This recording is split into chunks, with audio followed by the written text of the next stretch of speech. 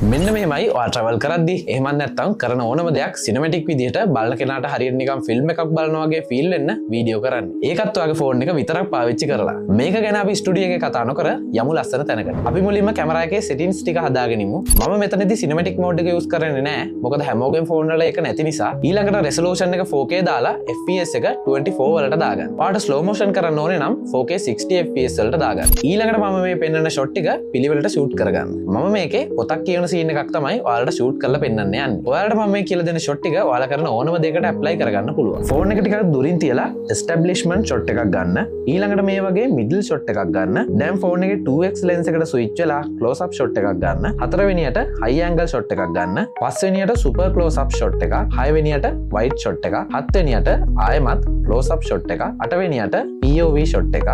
නවවෙනියට ෆෝග්‍රවුන්ඩ් shot එකක්. අන්තිමටම environment shot එකක්. අපි මෙතන වයිඩ් ෂොට් එකක් ක්ලෝස් අප් ෂොට් එකක් මාරු වෙවි ගියේ එහෙම වුණාම බලන කෙනාට ඒක බෝරින් වෙන්නේ නැහැ. වගේම ෆිල්ම් මේකර්ස්ලාත් යූස් කරන ටෙක්නික් එකක් තමයි මේක. එහෙනම් මේ ෂොට් එක පාවිච්චි කරලා ඔයත් ක්‍රියේටිව් වීඩියෝ එකක් හදලා මාවත්